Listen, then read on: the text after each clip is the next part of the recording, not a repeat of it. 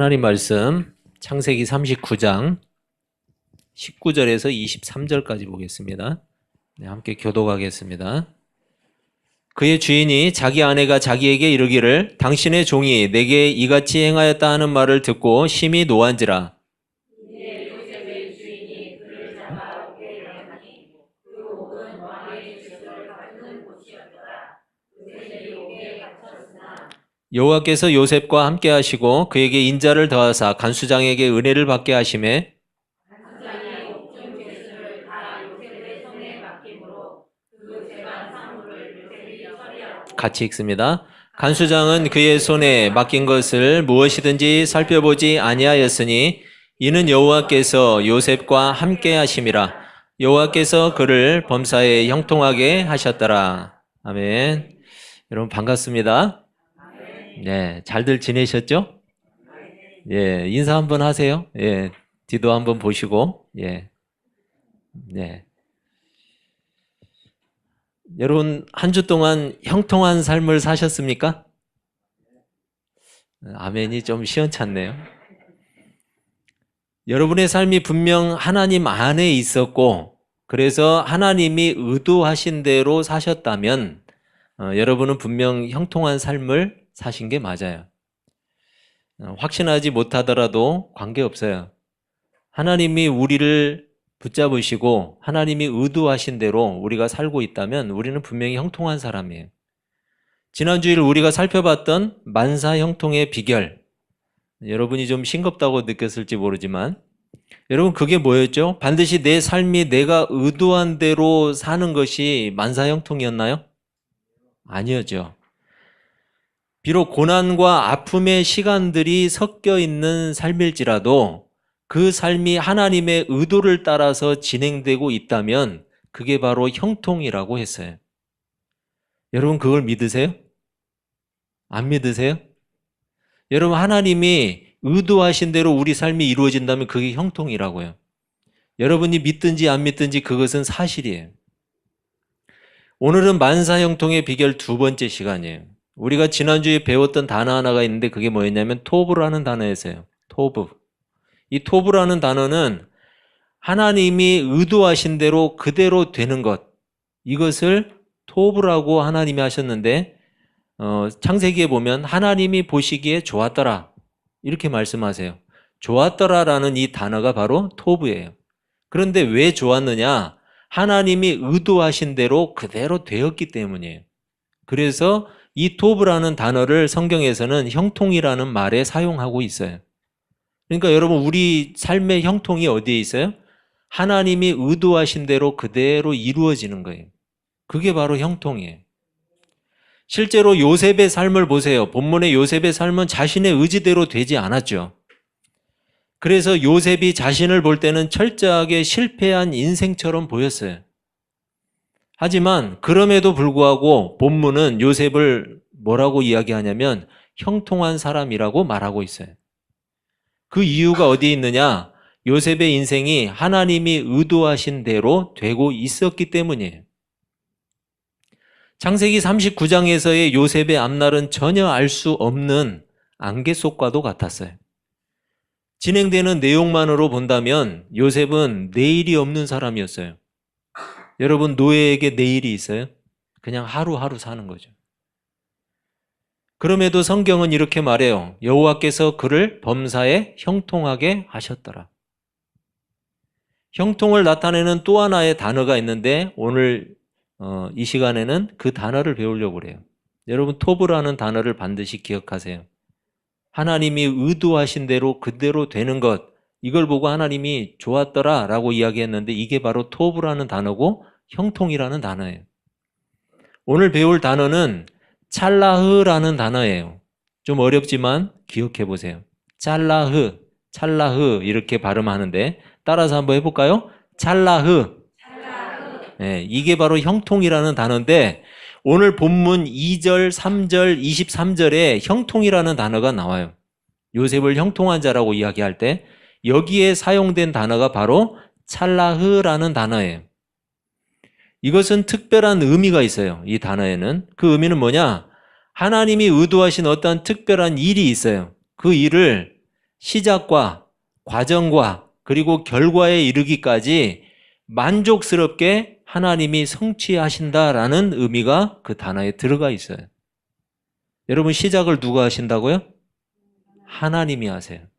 과정을 이끄시는 분이 누구예요? 하나님이세요. 그 결실을 누가 맺게 하세요? 하나님이 하세요. 여러분, 이게 바로 무슨 단어예요? 찰라흐라는 단어인데 이게 형통이라는 단어예요. 무슨 뜻이냐면 모든 일을 이루시는 주체가 하나님이시라는 거예요. 하나님은 우리에게 우리의 실력으로 하라고 말하지 않아요. 우리의 자격이나 우리의 조건으로 하라고 말하지 않아요. 하나님이 직접 하세요. 여러분, 하나님이 직접 이루시는 인생이 바로 형통한 인생이에요. 창세기 39장에서 요셉을 보세요. 지금 절망하기 딱 좋은 상황이죠. 요즘에 자살들 많이 하죠.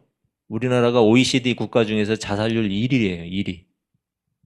좋은 걸 1위 해야 되는데 나쁜 걸 1위 해요.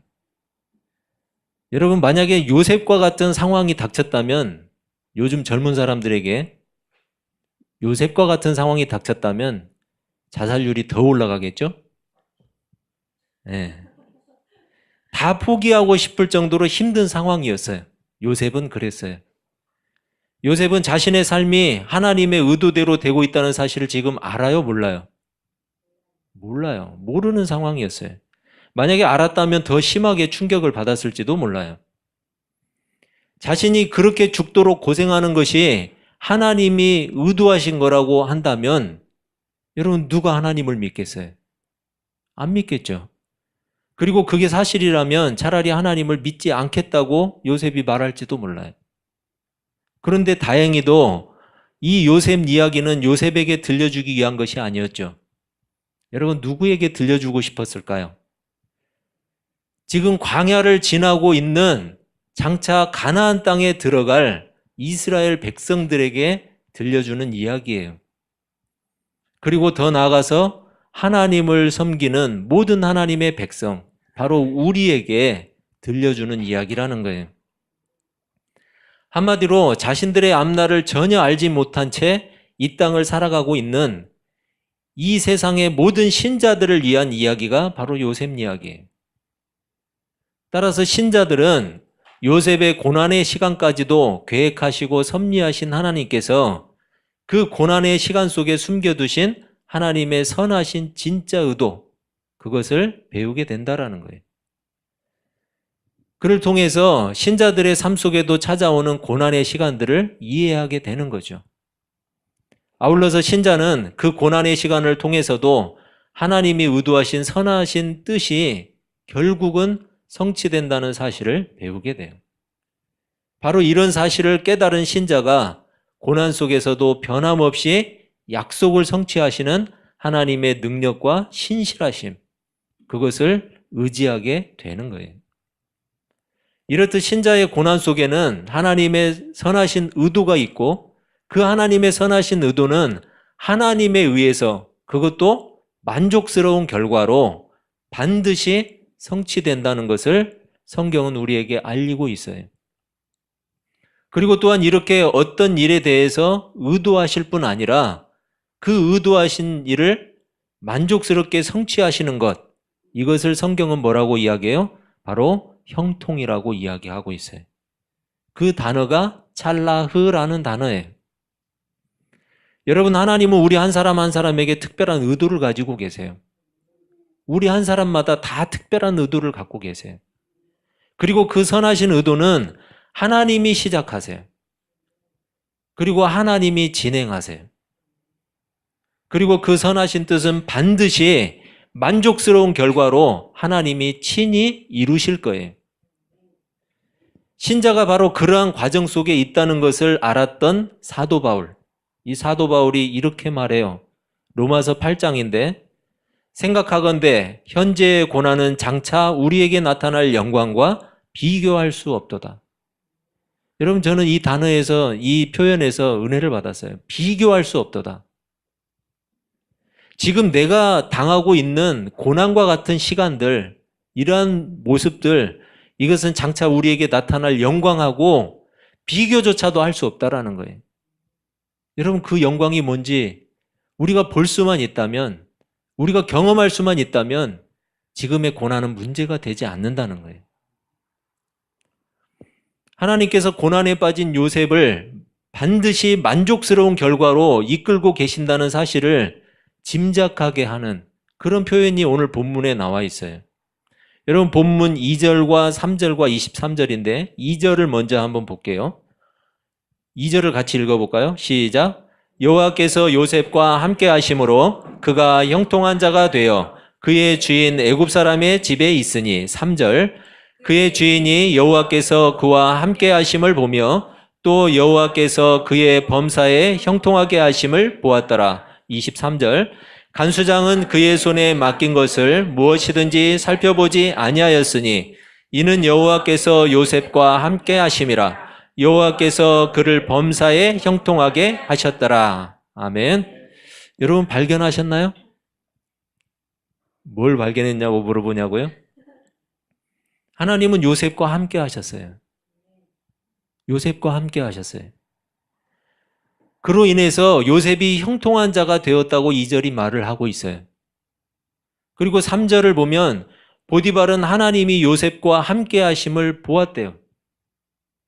그리고 요셉을 형통하게 하시는 것을 보았다고 이야기하고 있어요.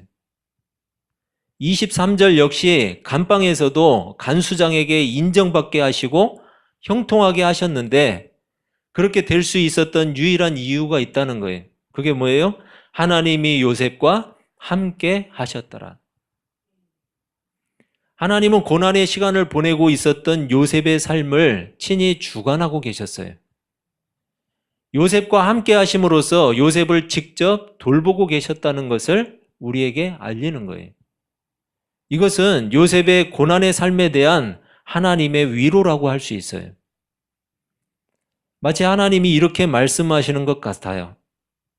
요셉에게 네가 지금은 이해할 수 없겠지만 그리고 정말 고통스럽겠지만 걱정하지 마라. 지금 모든 일이 제대로 잘 되고 있단다. 나 하나님이 시작했고 지금 그대로 잘 진행되고 있단다. 그리고 머지않아 결국은 너에게 좋은 결실이 있을 거야.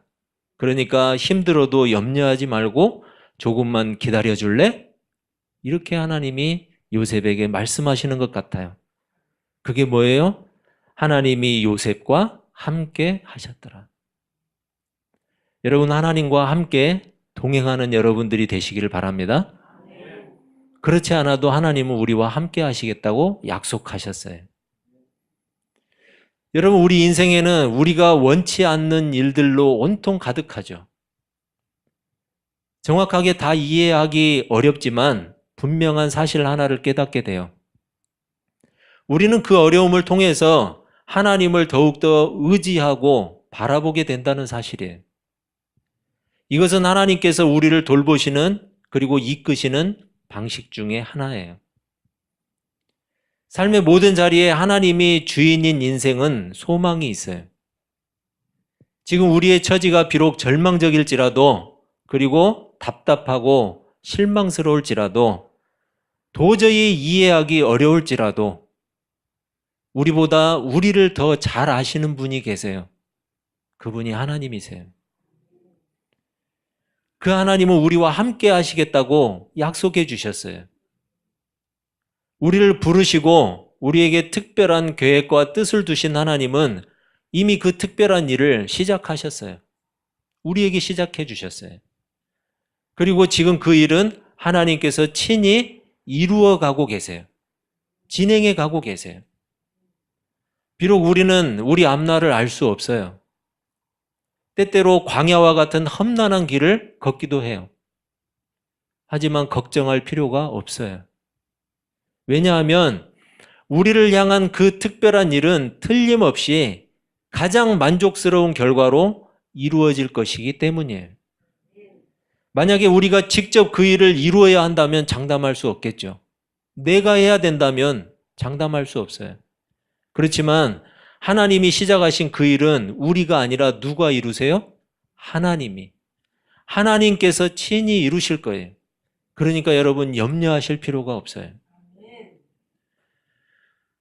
어렵고 힘든 과정을 지나고 있을 때일수록 우리는 더욱 하나님을 기대해야 돼요. 왜냐하면 그 시간을 통해서 우리는 하나님을 더 깊이 경험할 수 있기 때문이에요. 그리고 하나님을 더 크게 바라볼 수 있는 시간이 바로 그 시간이에요. 요셉은 도저히 이해할 수 없는 현실이었지만 자신의 삶에 순응했어요. 그걸 어떻게 알 수 있어요? 비록 노예의 신분이었지만 주인 보디발을 배신하지 않았어요. 그의 아내가 아무리 유혹해도 그 유혹에 넘어가지 않았어요. 누명을 쓰고 들어간 감옥에서도 간수장에게 인정을 받은 사람이었어요. 여러분, 그러기가 쉽지 않잖아요. 보디발이 요셉을 가정 총무로 삼고 모든 일을 맡겼던 이유가 있어요. 오늘 본문 3절에 우리가 읽었던 3절에 그게 나오는데, 그의 주인이 여호와께서 그와 함께 하심을 보며 또 여호와께서 그의 범사에 형통하게 하심을 보았더라. 그리고 간수장이 모든 옥중 죄수들과 모든 사물을 요셉에게 맡겼는데 그 맡긴 이유가 있어요. 본문 21절, 여호와께서 요셉과 함께 하시고 그에게 인자를 더하사 간수장에게 은혜를 받게 하시매. 성경은 먼저 요셉의 삶의 태도에 대한 평가를 내리고 있어요. 보디발은 요셉의 여호와 신앙이 진실하다는 것을 인정했어요.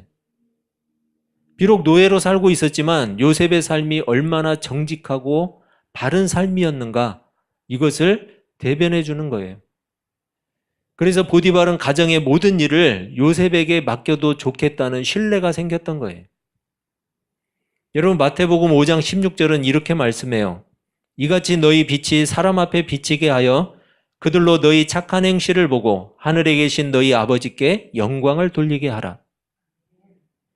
요셉은 고난 중에서도 원망하지 않았어요. 그는 열심히 신자다운 삶을 자신의 자리에서 살았던 사람이에요. 어떻게 그럴 수 있었을까 궁금하기도 하지만 분명한 사실은 요셉이 자신에게 계시해 주신 그 하나님이 계시해 주신 꿈, 이것을 잊지 않았다는 것을 알 수 있어요. 즉 자신에게 분명한 뜻을 두시고 그 뜻을 계시하신 하나님을 신뢰했다는 사실이에요. 그리고 자신에게 계시하신 하나님이 그 일을 반드시 만족스럽게 성취하실 것이라는 것을 요셉은 신뢰했던 거예요. 비록 자신의 삶의 현실을 이해하기는 어려웠어요. 요셉이 얼마나 어려웠겠어요. 이해할 수 없죠. 꼬이는 인생. 그렇지만 자신의 삶의 주관자이신 하나님을 향한 절대적인 신앙을 버리지 않았던 거예요. 성경이 요셉을 형통한 자라고 말할 수 있는 분명한 이유가 있어요. 요셉을 통해서 특별한 일을 계획하신 하나님이 분명히 그 일을 만족스럽게 이루실 거라는 거예요. 그리고 요셉은 반드시 자신의 약속을 이루시는 신실하신 하나님을 절대적으로 신뢰하면서 기대하고 있었어요. 그래서 자신의 삶에 최선을 다했던 거예요. 여러분, 자신의 삶에 최선을 다한다는 건 뭐예요? 내가 믿는 구석이 있다라는 거예요. 자신의 삶에 믿는 구석이 없는 사람은 최선을 다하지 않아요. 포기하기 쉽죠. 비록 자신의 현실은 전혀 만족스럽지 못했고 오히려 실망스럽고 포기하고 싶은 마음으로 가득했어요. 하지만 요셉에게 하나님은 항상 만족스러운 분이었어요. 여러분, 시편 23편에서 다윗은 이렇게 고백해요. 여호와는 나의 목자시니 내게 부족함이 없으리로다. 여러분, 다윗이 이 시를 쓴 때가 언제인 줄 아세요? 사울에게 쫓겨서 광야를 헤매고 있을 때, 광야를 도망다니고 있을 때. 여러분, 나중에 제가 광야의 그 영상을 한번 제가 보여드릴 건데, 그 광야는 먹을 것이 있거나 아니면은 살기에 아주 윤택한 곳이 아니에요. 죽기 딱 좋은 곳이에요. 그런 상황에서 다윗은 고백해요. 여호와는 나의 목자시니 내게 부족함이 없으리로다. 오늘 요셉이 그렇게 고백하는 것 같지 않아요? 자신의 삶은 광야와 같아요. 딱 죽기 좋은 상황 같아요. 그렇지만 요셉에게 하나님은 항상 만족스러운 분이었어요. 적어도 요셉에게 있어서 하나님은 자신의 불행한 환경보다 훨씬 더 크신 분이었어요. 적어도 요셉에게 있어서 자신의 불행한 환경이 하나님을 향한 신뢰를 저버린다거나 자신의 삶을 포기할 만큼 절망적인 문제는 아니었다는 사실이에요. 히브리서 11장 6절은 이렇게 말씀해요. 믿음이 없이는 하나님을 기쁘시게 하지 못하나니 하나님께 나아가는 자는 반드시 그가 계신 것과 또한 그가 자기를 찾는 자들에게 상 주시는 이심을 믿어야 할지니라. 요셉에게 하나님은 그런 분이었어요. 자신에게 꿈으로 계시하신 하나님은 언제나 어디서나 계신 분이었어요.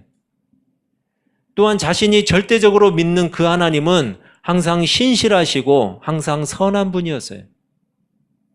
그 하나님은 지금 요셉의 처지를 알고 계실 뿐만 아니라 친히 주관하고 계세요. 고난의 삶을 지나고 있는 요셉이 하나님을 신뢰하면서 순응하는 것을 하나님은 기뻐하셨어요.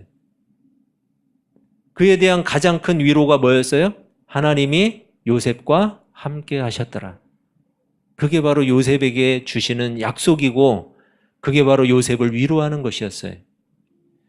보디발이 가정의 모든 일을 요셉에게 맡긴 그때부터 보디발의 가정은 요셉으로 인해서 복을 받았어요. 여러분 그런 사람 되면 좋잖아요. 나로 인해서 복 받는 모든 사람들. 여러분 여기 있잖아요. 우리 교회에 찍힌 거예요. 나로 인해 세상이 복 받게 하자. 여러분 저게 성경의 사상이에요. 그리고 예수 그리스도께서 우리에게 그 참된 복을 가져다 주신 거예요. 모든 죄수들과 사물을 요셉에게 맡긴 간수장은 요셉을 신뢰했어요. 그래서 요셉이 하는 일에 대해서는 전적으로 믿고 맡겼다는 것을 알 수 있어요. 요셉은 자신에게 닥친 불행 가운데서도 최선의 삶을 살았어요. 왜냐하면 하나님이 함께하는 사람이었기 때문이에요. 시편 23편에서 또 이렇게 고백해요. 내가 사망의 음침한 골짜기로 다닐지라도 해를 두려워하지 않을 것은 주께서 나와 함께 하심이라. 주의 지팡이와 막대기가 나를 안위하시나이다. 여러분 맹수들이 득실되는 밀림이 있고 그리고 맹수들이 가득한 동물원이 있어요. 여러분 차이가 뭐예요? 차이점이 뭐죠? 예, 대답하기 싫은 건 아니고 대답하기가 곤란하니까 안 하시는 거죠? 여러분 위험한 맹수는 밀림에도 있고 동물원에도 있어요. 하지만 그 차이점이 뭐냐면 바로 울타리예요. 울타리. 신자들의 고난은 사망의 음침한 골짜기와 같이 그리고 사나운 맹수와 같이 신자를 위협해요. 하지만 신자에게 있어서 고난의 삶은 마치 동물원 울타리에 갇힌 맹수와도 같아요. 따라서 신자는 전혀 두려워할 이유가 없어요. 왜냐하면 주의 지팡이와 막대기가 마치 동물원의 울타리와 같이 신자들을 지키시고 보호하시기 때문이에요. 하나님이 함께 하신다는 것은 하나님이 울타리가 되어주시겠다는 약속이에요. 요셉과 함께 하시고 요셉을 형통한 자가 되게 하신 하나님, 그 하나님은 바로 우리와 함께 하세요. 다른 하나님이 아니에요. 바로 그 하나님께서 우리와 함께 하세요. 그리고 결국 우리에게 선한 일을 시작하신 그 하나님이 친히 계획하시고 이끄신 대로 모든 일을 만족스럽게 성취하실 거예요. 그 사실을 믿는 사람들이 바로 그리스도인이에요. 그리고 그런 하나님을 절대적으로 신뢰하는 사람이 바로 형통의 사람이에요. 그렇다면 형통의 사람이 살아가는 삶의 자세는 최선의 삶이에요. 최선을 다하는 거예요. 요셉과 같이 진실하게 자신의 삶에 최선을 다하는 거예요. 그게 형통의 사람이에요. 고난의 시간을 다 이해하기는 어렵지만 하나님의 선하신 뜻에 의한 과정이라고 받아들일 거예요. 그리고 그 모든 일을 반드시 만족스럽게 성취하실 하나님을 기다릴 거예요. 그게 신자고 그게 형통의 사람이에요. 만사형통의 비결은 하나님이 의도하신 대로 이루시도록 순종하는 거예요.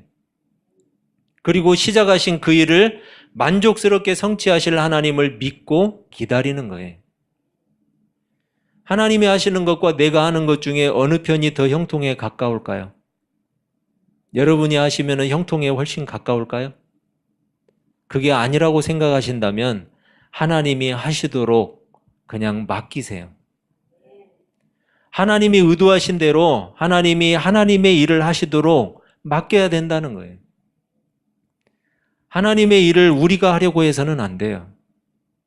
우리는 누구 일을 하면 돼요? 우리는 우리의 일을 하면 돼요.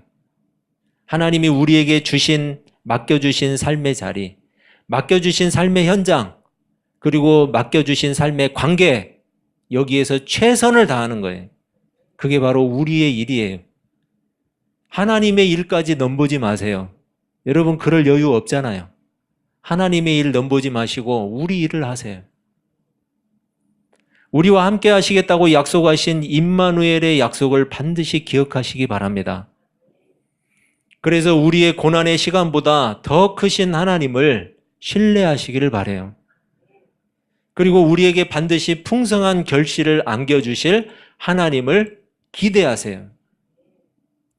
그 어떤 어려운 환경 속에서도 신자다운 삶을 절대로 포기하지 않는, 그래서 모든 일에 합력하여 선을 이루시는 하나님을 끝까지 기다리시는 만사형통의 사람들이 다 되시기를 주님의 이름으로 축원합니다. 기도하겠습니다.